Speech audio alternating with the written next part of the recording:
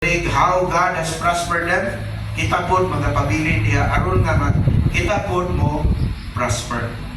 So, unsay ato ang gitun-an karon? Ready go? How to face trials with pure joy.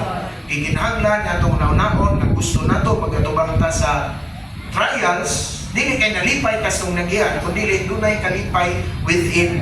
Na maskin pa o nagagit ang kalisod, no?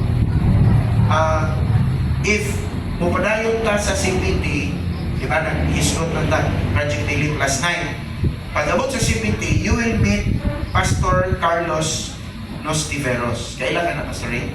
Wala may meet. Na-hospital sa karon tungod kay sa sakit sa dihig. Ang ibutlan niya matumatbo because of diabetes. So, Yeah. sa dihang nasa sa ospital, kung sa may himo, masakit na yung tiil.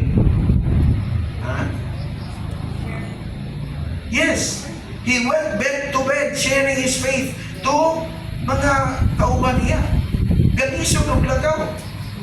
Kung di makahiglagaw, sakay sa wheelchair, itulog-tulog siya sa iyang bantay para lang share sa gospel. Persevering in spite of pain, in spite of kasi tawag ka na galing kanang samad na luwan kanang Di maayo. Gangrene. hindi maayo o gangrene. In spite of that, he continues to serve the Lord. Wala nawala ang iya ang panglantaw nga nani siya sa kalibutan to share his faith. Pangutan na, ikaw, kinsa may imong share. Muna mo apil tao, Project Philip. No? Para matudloan taon sa pa, share sa ato ang pagtuon.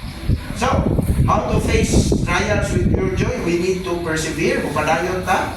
Dili pasabot nga nalipay ta sa tugyan, kung dili doon na tayo Diyos nga ato ang kasumbungan, Lord.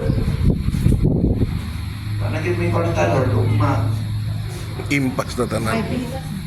Sao na lang na, Lord. 20 pesos na ba? Barato na kayong bugas, Lord.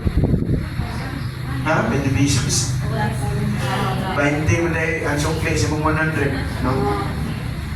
So, unsa may atong sunod matunan. Sila, doon na sila mga doubts, no?